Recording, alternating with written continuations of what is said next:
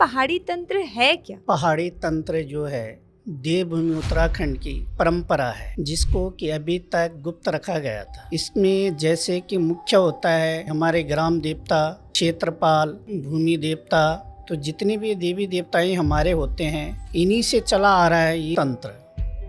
उत्तराखंड को ही देवभूमि क्यों कहा गया इसमें? देवभूमि का अर्थ ये नहीं है कि उत्तराखंड में मंदिर है, तीर्थ स्थल है, पंचप्रयाग हैं, तो ये देवभूमि है। देवभूमि का मेन अर्थ क्या है कि हमारी जो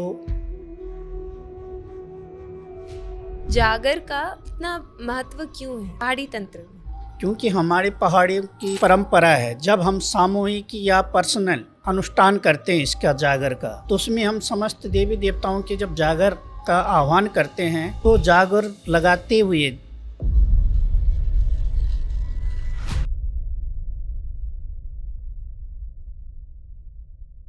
जब भी बात तंत्र की होती है, अक्सर लोगों के मन में सबसे पहले कामाख्या, काशी या फिर शमशान की तस्वीरें बनने लगती हैं। लेकिन हिमालय की गोद में बसी एक ऐसी परंपरा है जहां तंत्र केवल साधना नहीं बल्कि जीवन शैली का एक हिस्सा है, जहां हर गांव का एक ग्राम देवता होता है, जहां हर क्षेत्र का एक क्षेत्रपाल है। तो क्या यही है पहाड़ी तंत्र? क्या इसे हम पुस्तकों से सीख सकते हैं? आज हमारे साथ हैं अनिल गुरुजी और आज हम उनसे जानेंगे कि आखिर ये पहाड़ी तंत्र है क्या हम इसे केवल पुस्तकों से सीख सकते हैं? आखिर इस पहाड़ी तंत्र में गुरुओं को इतनी मान्यता क्यों दी जाती है? तो चलिए आज का ये खास पॉडकास्ट हम शुरू करते हैं। नमस्ते अनिल सर। नमस्ते जी, कैसे हैं आप? मैं ठीक हूँ सर, आप कैसे हैं सर? ठीक है जी। सर सबसे पहले मैं आपसे यही जानना चाहूंगी कि आखिर ये पहाड़ी तंत्र है क्या? पहाड़ी तंत्र जो है ये अभी तक किसी इंटरनेट में या किसी पुस्तक में दर्शाया नहीं गया है जी। ये हमारी देवभूमि उत्तराखंड की एक धरोहर है, हमारी एक परंपरा है, जिसको कि अभी तक गुप्त रखा गया था। कोई भी कोशिश नहीं करता है कि हम अपनी इस परंपरा को, इस विद्या को या इस तंत्र को आगे लाएं। जी। इसमें जैसे कि मुख्य होता है कि हमारे ग्राम देवता, क्षेत्रपाल, भूमि देवता, तो जितने भी देवी देवताएं हमारे होते हैं इन्हीं से चला आ रहा है ये तंत्र, क्योंकि हमारे उत्तराखंड की अनोखी परंपराएं हैं। अच्छा। ठीक है, तो मैं इसको क्यों मार्केट में ला रहा हूँ कि मेरे पास काफ़ी साधकों के जवाब थे कि हमें उत्तराखंड की विद्या सीखनी है। ठीक है, और वैसे भी हमारे देवभूमि उत्तराखंड में पलायन का हिसाब ज़्यादा हो गया है, तो नई पीढ़ी जो है उसको सीखने के लिए राजी नहीं है। अच्छा। या कुछ सिखाना ही नहीं चाहते हैं।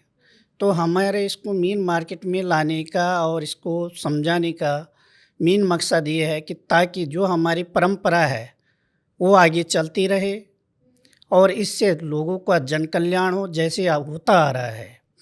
क्योंकि ये विद्या बहुत ही पावरफुल है, इसमें जो मंत्र हैं, जो साधनाएं हैं, वो शीघ्र फल देने वाली है। क्योंकि इस विद्या का अभी तक कहीं भी कोई वर्णन नहीं है। सर आखिर ऐसा क्यों है कि उत्तराखंड को ही, क्योंकि पहाड़ी इलाके और भी हैं, परंतु सिर्फ उत्तराखंड को ही देवभूमि क्यों कहा गया इसमें? उत्तराखंड को देवभूमि का अर्थ ये नहीं है कि कई लोग कहते हैं कि उत्तराखंड में मंदिर हैं, हाँ जी, तीर्थ स्थल है, पंचप्रयाग हैं, जी, तो ये देवभूमि है। देवभूमि का मेन अर्थ क्या है कि हमारी जो संस्कृति है उत्तराखंड की, ये बहुत अनोखी है। जैसे हमारे भूमि देवता, ग्राम देवता, इष्ट देवता, कुल देवता, क्षेत्रपाल, तो प्रत्येक एरिया की अपनी अपनी एक परंपरा है। जी। अपने क्षेत्र के जो इष्ट हैं, भूमि है, इनके अपनी अपनी परंपराएं हैं, अपनी अपनी शक्तियां हैं। वो कहते हैं ना कि कण कण में भगवान का वास है। तो हमारी इन परंपराओं को चलते हुए जो हमारी शक्तियां हैं उत्तराखंड की बहुत ज़्यादा तीव्रता से कार्य करती है। अच्छा। जिसके लिए इसको देवभूमि उत्तराखंड कहते हैं। यहाँ पे अच्छे अच्छे संतों ने, महात्माओं ने, देवी देवताओं ने विराजमान हुए हैं, अपनी सिद्धि साधनाएं की हुई हैं। जितने भी दैविक स्थल होते हैं इनमें वो स्वयं विराजमान होते हैं। अच्छा। हम जो साधनाएं करते हैं, अगर अब भी हम उत्तराखंड में साधना करते हैं तो उसका फल हमें जल्दी मिलता है, सर किसी भी प्रकार की साधना हो? किसी भी प्रकार की साधनाएं हो, अच्छा। क्योंकि उसको देवस्थली कहा गया है। उत्तराखंड को यूं ही देवभूमि नहीं कहा गया, ठीक है, क्योंकि प्रत्येक स्थान का अपना एक महत्व है। किसी भी स्थान पे चले जाओ, अपनी विद्या है, अपनी मंत्र हैं, जिनकी एक अनोखी परंपराओं के हिसाब से उनको चलाया जाता है। अच्छा। जी, तो इसलिए उसको देवभूमि उत्तराखंड कहा गया है। सर तो जैसे कि आपने अभी कहा कि वहाँ पे की गई साधना बहुत जल्दी ही असर करना शुरू कर देती है, तो सर उन पहाड़ों में की गई साधना और मैदानों, खुले मैदानों में की गई साधना, इन दोनों में अंतर क्या है? इसमें अंतर क्या है कि मैदानी क्षेत्रों में जब हम साधनाएं करते हैं तो सबसे पहले तो हमें एकांत की जगह की बहुत दिक्कत होती है। जी। जैसे हम चाहते हैं, हर जगह प्रतिबंध है, कहीं आप बैठ नहीं सकते, ज़्यादा देर आप आसन नहीं लगा सकते हैं, ठीक है। जी। चाहे दिन हो रात हो, प्रदेश में मैदानी क्षेत्र में एक समान रहता है। दूसरा, देवस्थली है और प्लेन्स में स्थान है, लेकिन वहाँ साधना करने के लिए उपलब्धता नहीं है, इजाज़त नहीं मिलती है। जी। और पहाड़ी क्षेत्र में क्या होता है कि आप किसी भी जंगल में जाके, किसी भी खेत में जाके, किसी नदी किनारे जा कर के अपनी व्यवस्था अनुसार अगर आप बैठते हैं तो सबसे पहले तो आपका मन जो भटकता है वो उस दृश्य को देखकर ही शांत हो जाता है। सबसे पहला परिवर्तन जी। वहीं आ जाता है कि आपकी साधना की सफलता का जो मुख्य द्वार है वो शांति का होता है। हाँ बिल्कुल। ठीक है, क्योंकि एकाग्रता में ही दम होता है साधना के लिए, तो आपका मन वहाँ का माहौल देख के ही शांत हो जाता है। अच्छा। दूसरा, जब आप वहाँ पे जाप करने बैठते हैं और जो आपका ऑरा है वो धीरे धीरे बढ़ना शुरू हो जाता है। अच्छा। तो उधर की जो शक्तियाँ हैं वो ऑटोमेटिक आपकी ऊर्जा को कैप्चर करनी शुरू कर देती है। तो आप किसी भी शक्ति की साधनाएं करते हैं तो उससे आपका कनेक्शन जल्दी बन जाता है। अच्छा। जी। सर अभी आपने जब ये बताया था कि उत्तराखंड को देवभूमि क्यों कहा गया है, तब आपने जिक्र किया था ईष्ट देवता, ग्राम देवता, कुल देवता इत्यादि का। तो सर इन सब में आखिर अंतर क्या है? अंतर ये है कि हर चीज़ का अपना कार्य है। इष्ट देवता जो होता है वो घर का अपना पर्सनल देवता होता है। अच्छा। प्रत्येक व्यक्ति का। अब कुल देवता की बात आती है। कुल देवता होती कुल में एक देवता। अच्छा। अब आता है ग्राम देवता, जिसको भूमिया कहते हैं, कोई क्षेत्रपाल कहते हैं। वो पूरा एरिया का होता है, यानी गांव का होता है। सर हम ये कह सकते हैं कि वो पूरे गांव की रखवाली करते हैं? जी हाँ। अच्छा। तो पूरे गांव का होता है। उसके बाद आता है क्षेत्रपाल। क्षेत्रपाल के जो हमारे क्षेत्र बंटे हुए हैं, कितने एकड़ के अंदर कितने गांव आ रहे हैं, उस गांव के अंदर एक बाउंड्री होती है। तो उस बाउंड्री का एक देवता होता है, उसको क्षेत्रपाल कहते हैं, जिसको कहते हैं भूमि का भूमियाल। उस भूमि का पूरा रक्षक वही होता है। तो इनके अलग अलग कार्य, अलग अलग शक्तियाँ हैं, अलग अलग सिद्धियाँ हैं, अलग अलग साधनाएँ हैं, अलग अलग मंत्र हैं। सर उत्तराखंड में अभी भी ऐसा माना जाता है वो किसी भी बड़े निर्णय से पहले भगवान की यानी अपने देवता की वो अनुमति लेते हैं, तो ऐसा सिर्फ पहाड़ी तंत्र का हिस्सा है या फिर वो मान्यताओं की वजह से वो सिर्फ करते हैं? मान्यताओं की वजह से नहीं है। हमारे उत्तराखंड की एक परंपरा है कि हम चाहे छोटा काम करें या बड़ा काम करें, जी। हमें पहले अपने इष्ट से इजाज़त लेनी होती है। उनके आशीर्वाद के बिना हम कोई कार्य नहीं करते हैं। उसके बाद फिर हमें अपने ग्राम देवता से इजाज़त लेनी पड़ती है, कुल देवता से इजाज़त लेनी पड़ती है, तभी हमारे कार्यों में सफलता शुरू होती है। मान लो अभी तक हमारे उत्तराखंड में हमारे पहाड़ों की जो शक्तियाँ हैं इतने प्रबल से हैं कि अगर किसी भूल चूक के कारण हम उनको याद नहीं कर पाए या उनके स्थान में शीश नहीं झुका पाए किसी कार्य करने से पहले, तो उन कार्यों में हमारी रुकावटें पैदा कर देते हैं। अच्छा। और जैसी रुकावटें आती है तो वैसे ध्यान आ जाता है कि हमने यहाँ गलती हुई है, हम जाके तुरंत वहाँ माफ़ी मांग लेते हैं, हमारे काम फिर सुचारू रूप से चलना शुरू हो जाते हैं। ओह, तो सर ऐसा सिर्फ उत्तराखंड में होता है या फिर हर पहाड़ी क्षेत्र में होता है? हर पहाड़ी क्षेत्र में तो पता नहीं, हर जगह की अपनी अपनी परंपराएं हैं, लेकिन जहाँ तक मैं देवभूमि अपनी उत्तराखंड की बात कर रहा हूँ, हमारा पौड़ी हो गया, कुमाऊँ हो गया, टेहरी हो गया, चमोली हो गया, रुद्रप्रयाग हो गया, हमारे क्षेत्रों में पूर्णतः से जो देवी देवताओं की शक्तियाँ हैं ये पूर्णतः एक्टिव है। ये हमें छोटी सी भूल पे भी हमें उसी टाइम सूचित कर देते हैं कि मान लो अगर किसी के साथ कोई घटना घट रही होगी तो 2 दिन पहले आभास करा देते हैं कि ये घटना घटने वाली है, सतर्क हो जाओ। अच्छा जी। सर, पहाड़ी तंत्र को लेकर के हमने ऐसी भी कहानियाँ, बहुत सारी कहानियाँ सुनी हैं। इंटरनेट पे ऐसी कहानियाँ अवेलेबल हो जाती हैं, पहाड़ी तंत्र का कुछ ऐसा उल्लेख नहीं किया गया है, परंतु कहानियों में एक ऐसी चीज़ बोली गई है कि पहाड़ी तंत्र जो सीख चुके हैं या फिर जो करते हैं, साधनाएं करते हैं वहाँ पे, वो पशु पक्षियों का रूप धारण कर सकते हैं। तो ये सिर्फ मान्यताएं हैं या फिर ऐसा सच में हो सकता है? ये वैसे अब तो लोग इनको मान्यताएं मानते हैं, लेकिन एक समय था जब ये पूर्णतः से सही था। अच्छा। जी। वो विद्या अब भी जागृत है, लेकिन अब उनको करने वाले नहीं है, वो गुप्त रखी गई है। अच्छा। ठीक है, समय के हिसाब से हर चीज़ परिवर्तन होती गई। तो जैसे कहते हैं ना कि बंगाली विद्या में बहुत कुछ परिवर्तन होता है, ऐसी हमारी पहाड़ी विद्या का ये एक क्षेत्र है जिसमें अब भी ये पूरी संस्कृति चली आ रही है, ये कभी रुकती नहीं है। सर, जैसे अभी आपने बंगाली विद्या का जिक्र किया, तो बंगाली विद्या या फिर कामाख्या या फिर शैव विद्या, इन सब से हमारा जो पहाड़ी तंत्र है वो किस तरीके से अलग है? ये जितनी भी जैसे बंगाली विद्या है, कामाख्या विद्या है, ये सब अभी तक मैदानी क्षेत्रों में प्रचलित हुई है। ठीक है, ग्रंथों के हिसाब से, संस्कृति के हिसाब से जी। लेकिन जो हमारा पहाड़ी तंत्र है ये अभी कहीं भी उपलब्ध नहीं है।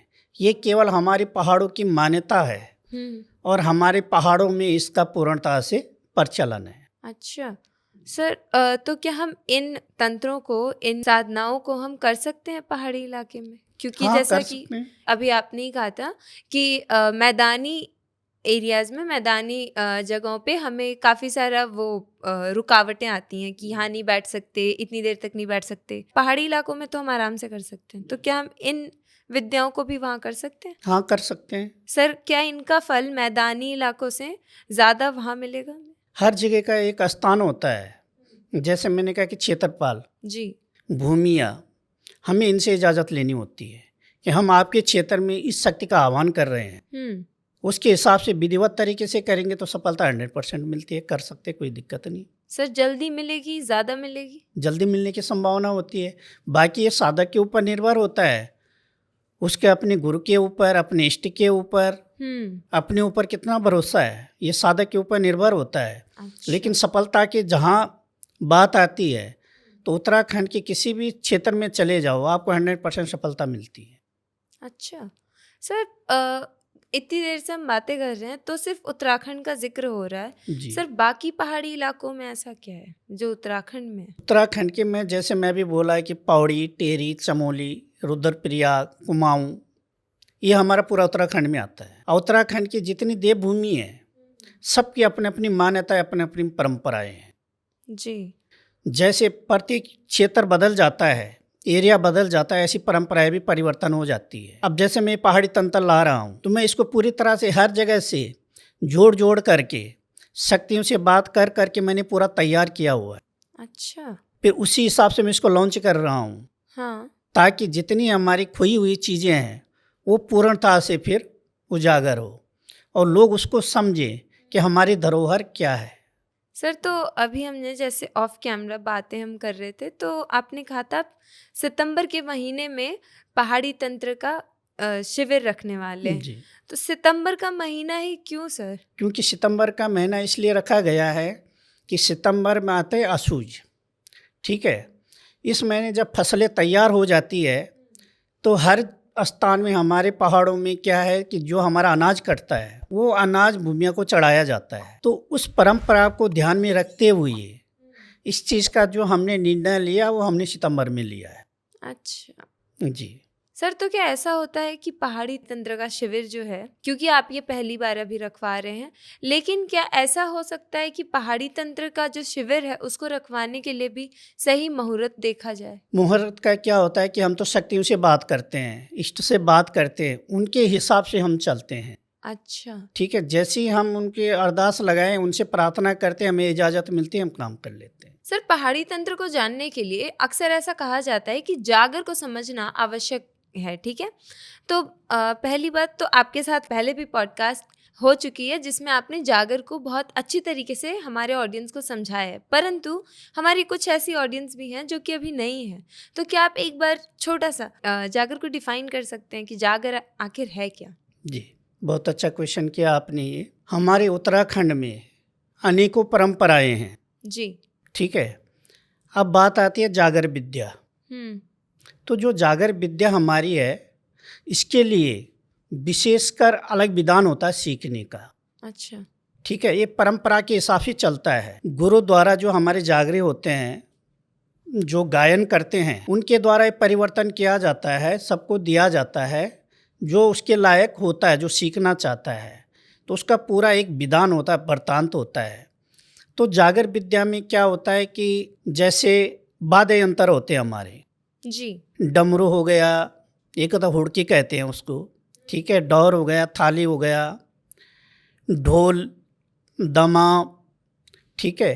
तो हर यंत्र का अपना अपना महत्व है, जिसकी धुन से, तरंग से जब जागरी आह्वान करता है शक्ति का, अच्छा। देवी देवताओं का, तो देवी देवताओं का अंश देवी देवताओं के आह्वान करते ही वह चीज़ प्रकट होनी शुरू हो जाती है। क्योंकि जो उसकी धुन होती है, जो उसके वाद्य यंत्र है, जो उसकी ध्वनि गूंजती है, उसी गूंज से शक्ति प्रकट होती है। अच्छा, तो अब सर जैसा कि हमारा प्रश्न था कि जागर का इतना महत्व क्यों है पहाड़ी तंत्र में?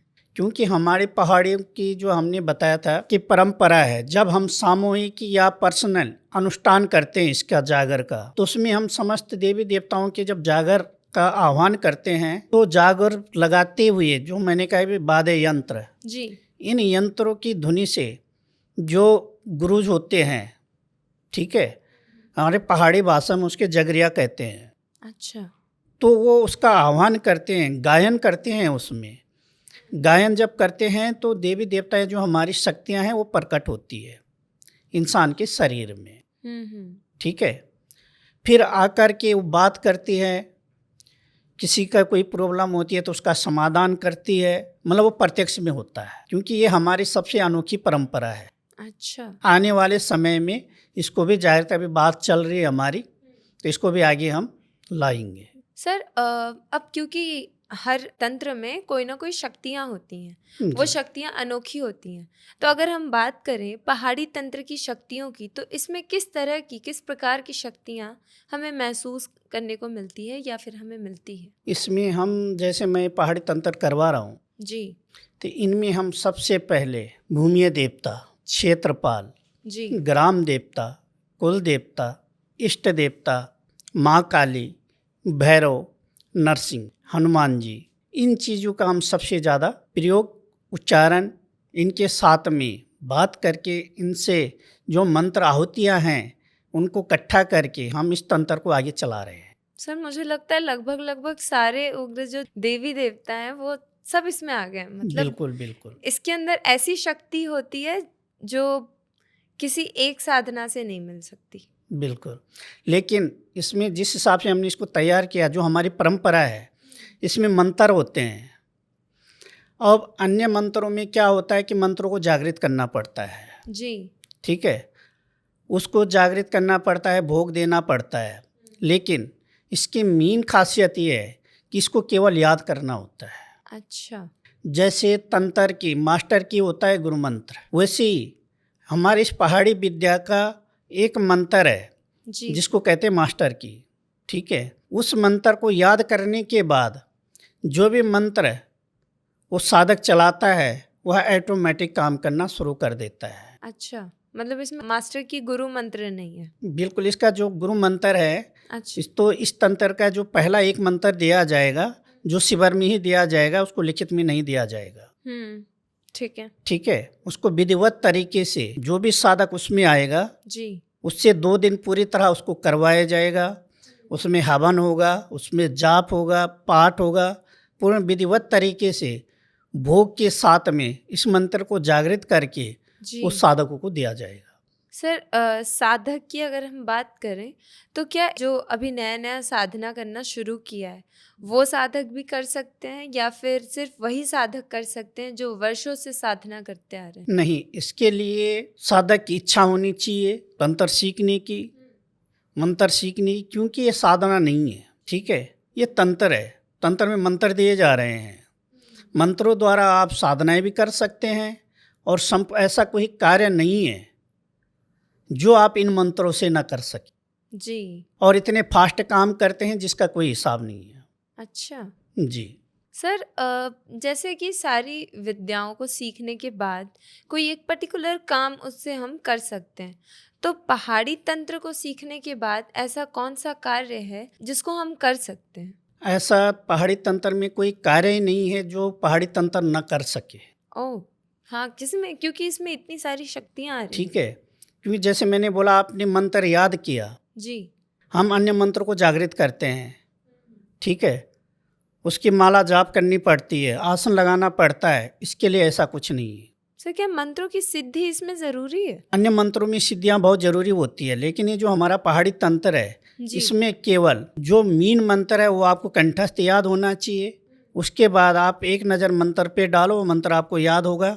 जैसे जितनी जल्दी आप याद करोगे जी। उतनी जल्दी वो आपको काम देगा। अच्छा। जी, इसमें बल, बुद्धि, धन, धान्य, मतलब हर चीज़ के सर्वगुण संपन्न ये विद्या है। मतलब मंत्रों को याद करना ज़्यादा ज़रूरी है। बिल्कुल, इसमें ये झंझट नहीं है कि आपको 1 माला पढ़नी, 2 माला पढ़नी है, 21 माला जाप करना है मंत्र की, मंत्र को आहुति देनी है या भोग देना है, ये कोई सिस्टम नहीं है। जो खेल है 2 दिन का शिविर में है, जहाँ शिविर में आपने मीन जो मास्टर की मैं बता रहा हूँ, जी। मुख्य मंत्र जो गुरु मंत्र है इसका, उसको कर लिया, वहीं से ये विद्या आपकी वहीं से चालू हो जाती है, वहीं से आप उसका प्रैक्टिकल करना शुरू कर सकते हैं। सर जैसे अब अगर सवाल किया जाए कि सर्प विद्या को जैसे छोटे बच्चे भी सीख सकते हैं, महिलाएं भी सीख सकती हैं, हर तरह के साधक सीख सकते हैं। आपने इसमें कहा कि हर तरह के साधक सीख सकते हैं, बस सीखने की इच्छा होनी चाहिए। जी। ठीक है, तो क्या इस तंत्र को भी, इस विद्या को भी हर तरह के लोग सीख सकते हैं? जैसे कि आम इंसान, घरेलू महिला सीख सकती हैं या फिर बच्चा सीख सकता है? इसमें ऐसे कोई प्रतिबंध नहीं है कि हम्म। ये साधक सीख सकता है, ये बंदा सीख सकता है, ये तंत्र में है या नहीं है। अच्छा। ये आस्था का विषय है। ठीक है, आप अपने ईश्वर पे, इष्ट पे कितना भरोसा करते हैं, जी। क्योंकि बिना आस्था की कोई चीज़ नहीं चलती है। बिल्कुल सर। ठीक है, इससे छोटा हो बड़ा हो, आपके अंदर जुनून होना चाहिए, अच्छा, बच्चे मतलब सीख सकते हैं सीख इसे? सकते हैं, क्योंकि ये विद्या है। सर किस उम्र के लगभग? इसमें अब ये लगा लो, मेरे पास एक 7-8 साल का एक साधक है। ठीक अच्छा। है, वो अभी से जाप करना शुरू कर रहा है, अच्छा कर लेता है, क्योंकि उसके अंदर पहले से ही ईश्वर तत्व भरे हुए हैं। अच्छा। ठीक है, अगर वो तक तैयार है, अगर मैं उसको लाता हूँ वो तक सीख सकता है, तो आप सोच सकते हैं कि इसमें कैसे और क्या है। मतलब 7-8। आदमी को ठीक ठाक होना चाहिए। ठीक है, जो या तो दूसरा बंदा बोले उसको याद कर ले या खुद पढ़ ले, तो इसमें हर कोई बंदा इसमें सीख सकता है। सर अगर हम ये जानना चाहें कि इस तंत्र या फिर इस विद्या को सीखने के लिए अगर किसी इंसान के अंदर, किसी व्यक्ति के अंदर, किसी साधक के अंदर किन गुणों की आवश्यकता है, किस तरह के अनुशासन में उसे रहना चाहिए, तो किस तरह का होना चाहिए? उसके अंदर धैर्य होना चाहिए, संयम होना चाहिए, भरोसा होना चाहिए खुद पे, अपने गुरु पे, अपने इष्ट पे। ये उसके मुख्य चीज़ें ध्यान रखनी होगी। और जब तक वो शिविर में रहेगा, पूर्णता से स्वच्छता के साथ उसको रहना होगा। अच्छा। ठीक है, तभी ये विद्या उसको पूर्णता सफलता से उसके पास काम करेगी। सर जैसा कि आपने कहा पहाड़ी तंत्र के अंदर जो शक्तियां हैं वो काफ़ी सारी नाम लिया आपने, माँ काली की हैं, हनुमान जी के हैं। तो अगर किसी व्यक्ति के पर्टिकुलरली कोई एक इष्ट देवता हैं, जैसे मान लीजिए माँ काली हैं, और हमारे तो शक्तियाँ इतनी सारी हैं, तो क्या वो काम करेगी वो पहाड़ी तंत्र बाकी सारी शक्तियों देखो, के ये साथ? तंत्र में मंत्र है ये, ठीक है, विद्या दी जा रही है, अच्छा। ठीक है, ये साधना ही नहीं है। मंत्र आपका इष्ट कोई भी हो, चाहे हनुमान हो, श्री राम हो, माँ काली हो, भैरव हो, नरसिंह हो, हम्म। कोई भी शक्ति आपका इष्ट हो, ठीक जी। है, ये तंत्र सबके लिए है, अब पूर्ण पावर के साथ काम करता है। अच्छा। मंत्रों में दुहाइयों का पता चलता है कि दुहाइयाँ किसकी दी जा रही है, ठीक है, दुहाइयों के ऊपर मंत्र ज़्यादा पावरफुल होते हैं। तो इन मंत्रों में ज़्यादातर इन शक्तियों के साथ में गुरु की दुआइयाँ लगाई गई है, अच्छा। जिससे कि आपका मंत्र कभी भी विफल नहीं होता है। सर, जैसे सर्प विद्या की बात करें तो वहाँ पे जब शिविर खत्म होता है उसके बाद भी अगर किसी साधक को या फिर किसी व्यक्ति को ज़रूरत होती है तो वो अपने गुरु से कांटेक्ट में रह सकता है। तो इस शिविर में भी क्या ऐसा है या फिर ऐसा नहीं है? देखिए, हम इसको पूरी परंपरा के साथ निभाते हैं, अच्छा। ठीक है, जी। जिसने ये विद्या ले ली है वो हमेशा के लिए जुड़ जाता है। भविष्य में उसको मंत्र चलाने में कोई दिक्कत आती है, जी। कभी कभी कोई गलती हो जाती है, क्योंकि साधक हो या इंसान हो, पग पग पे गलतियां होती है, जी बिल्कुल। ठीक है, तो उसके साथ में हमेशा उसका गुरु साथ रहता है, उसको पूरा मार्गदर्शन करवाया जाता है। अब कई साधक क्या है कि मंत्र को शुद्धता से पढ़ नहीं पाते हैं या याद नहीं कर पाते हैं, बिल्कुल सर। ठीक है, तो उसके साथ में तो संपर्क रखना ही पड़ेगा ना।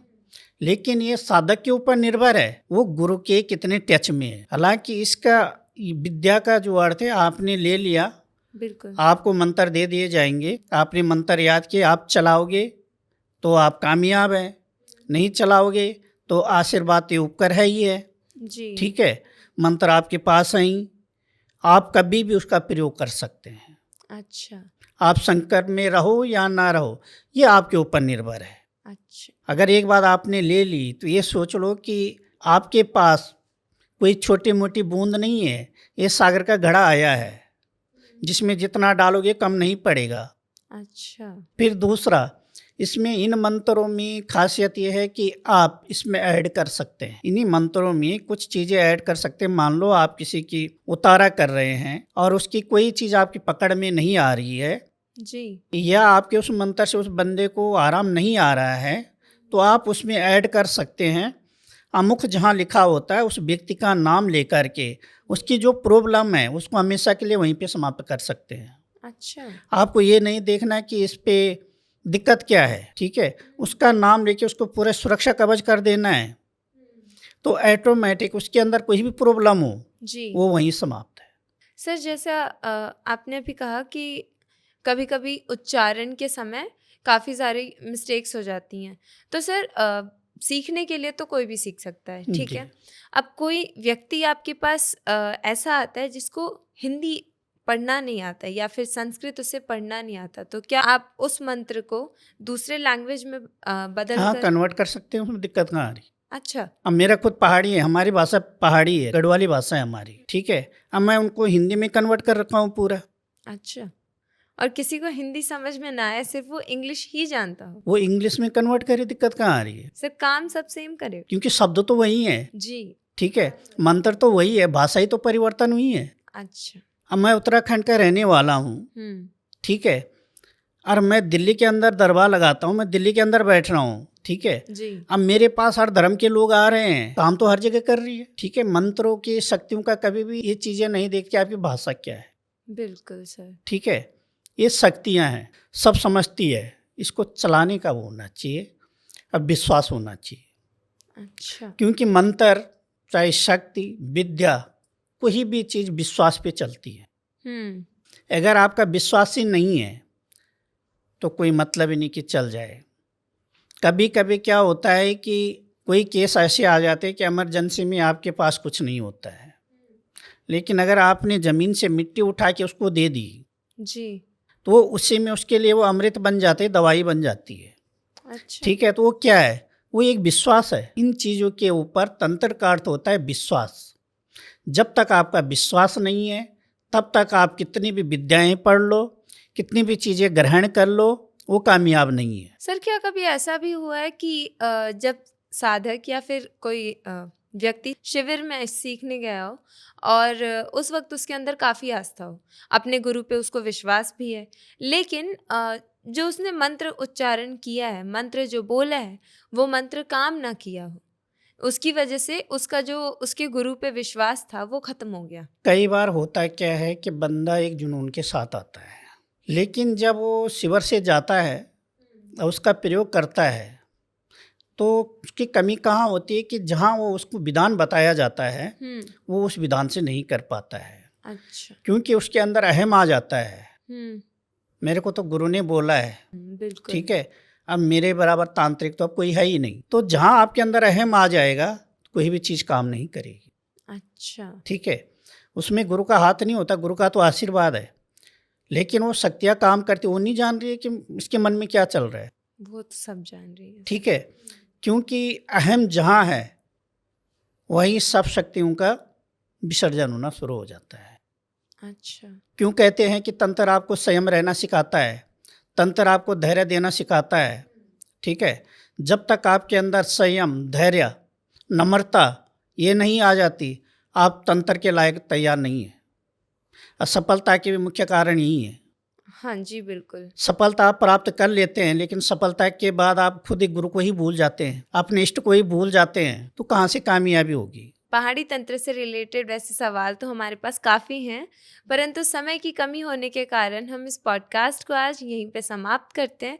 लेकिन जाते जाते मैं आपसे एक रिक्वेस्ट करना चाहूँगी कि आप हमारी ऑडियंस को, हमारे व्यूअर्स को एक बार अपने उस शिविर के बारे में जो सितंबर के महीने में आप लगाने वाले हैं, उसके बारे में एक छोटा सा ब्रीफ डिटेल दे दें। जैसे कि मैं सभी साधकों को बता देना चाहता हूँ जी। कि सितंबर 20 से और 30 के बीच में हमारे यहाँ शिविर लगेगा। इस शिविर में ये जो अनोखी विद्या हमारी उत्तराखंड की परंपरा, हमारी धरोहर है जी, इसको मैं प्रदान करने जा रहा हूँ। इनकी शक्तियों का, इन मंत्रों का जो पावर है, जब आप शिविर में आओगे तो ऑटोमेटिक इसके बारे में आपको पता चल जाएगा। तो जो भी साधक हमसे जुड़ना चाहते हैं, ये विद्या प्राप्त करना चाहते हैं, वो 10 तारीख तक अपना नाम अवश्य लिखवा लें। नंबर आपको वीडियो के नीचे मिल जाएंगे, पर्सनल में मैसेज कर सकते हैं, आपको पूरी डिटेल्स दी जाएगी कि किस तरीके के मंत्र आपको दिए जाएंगे, कितने मंत्र दिए जाएंगे और क्या इसकी सामग्री है और क्या इसका विधान है, वो पूर्णता से आपको बताया जाएगा। तो कोशिश करें, जितने भी साधक हैं या जो साधक नहीं भी हैं, जो किसी चीज़ से पीड़ित हैं, किसी बीमारी से, किसी जादू तोड़ने से, तंत्र मंत्र से, नौकरी चाकरी से, रोजगार से, कोई भी इसको ले सकता है और हमारे साथ संपर्क कर सकता है।